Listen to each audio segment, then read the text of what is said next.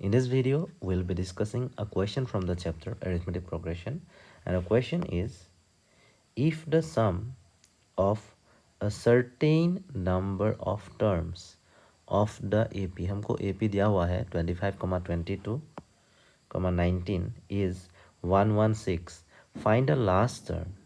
मतलब एक AP दिया हुआ है, उस AP का जो भी टर्म्स हमको दिया हुआ है, जो फर्स्ट टर्म है वो है 25, दूसरा टर्म है 22, तीसरा टर्म है 19 और जितने भी टर्म्स हैं उन टर्म्स का सम क्या है 116। तो हमें यहाँ पर क्या करना है, जो लास्ट टर्म है वो ढूंढना है। अब हम सॉल्यूशन स्टार्ट करते हैं, क्या होता है देखते हैं। पहले सॉल्यूशन लिख लो आप। Let a is equal to 25, ये तो दिया ही हुआ है, हमको लेट लिखना नहीं है, हम गिवन लिख सकते हैं। Given a equal to 25 and d is equal to 22 minus 25। आपको तो पता ही है कि जो कॉमन डिफरेंस है वो है difference of second term and first term. Therefore we will subtract 25 from 22 and we will get -3। Now the sum of total terms is 116। तो हम क्या करेंगे, let S N be equal to 116। S N का जो formula है वो तो हमको पता ही है, n/2 into twice a plus whole into n-1 into d is equal to, यहाँ पे हमने लिखा 116। उसके बाद n/2 जो था वहाँ पर जो n था बाई 2, वहाँ पर वो 2 को हम क्या करेंगे 116 के साथ क्रॉस मल्टीप्लाई करेंगे, 116 इंटू 2 हो जाएगा और यहाँ पर क्या रहेगा twice a plus n-1 into d. n a का वैल्यू हम पुट कर देते हैं 2 इंटू ए मतलब 2 इंटू 25, तो यहाँ पे क्या हो जाएगा 50 प्लस n-1 इंटू डी का वैल्यू क्या है -3 इज इक्वल टू 116 इंटू 2, इसका मतलब है 232 इम्प्लाइज। तो n इंटू यहाँ पर 50 इंटू क्या होगा, 50 इंटू नहीं प्लस होगा, लेकिन -3 और n इन दोनों का प्रोडक्ट, -3 और n इन दोनों का प्रोडक्ट क्या होगा -3n, और यहाँ पर -3 और -1 का प्रोडक्ट क्या होगा +3 इक्वल टू 232। उसके बाद n अंदर जो है वो उसको सिंप्लीफाई कर लेते हैं, -3n प्लस 50 प्लस 3 क्या हो जाएगा 53 इज इक्वल टू 230। तो उसके बाद हम क्या करेंगे n इंटू -3n मतलब -3n² हो जाएगा और n इंटू 53, n इंटू 53 क्या होगा plus 53n equal to 232।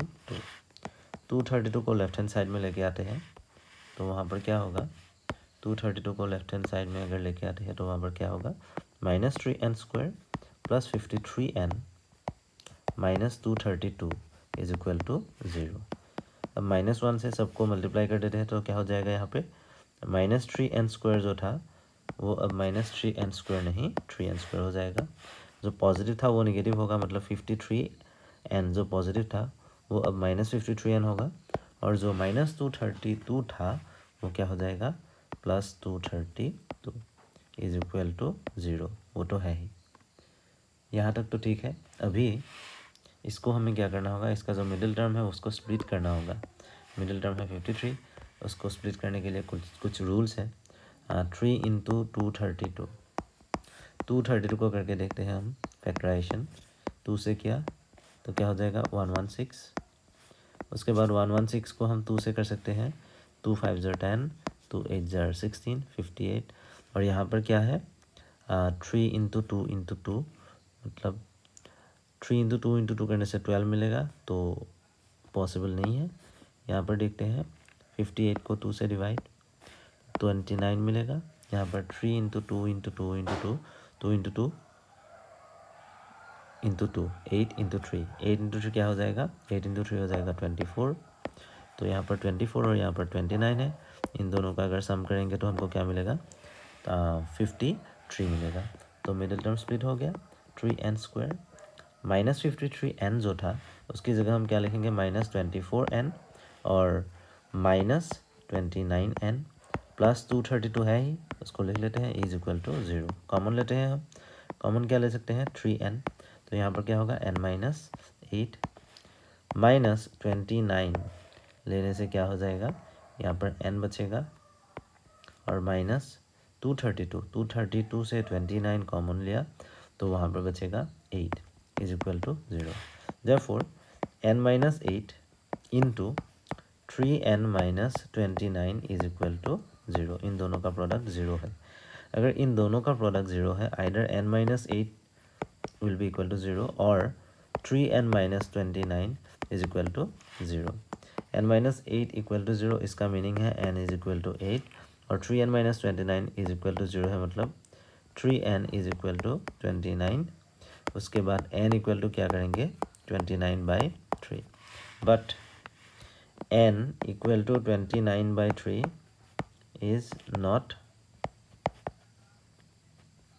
acceptable.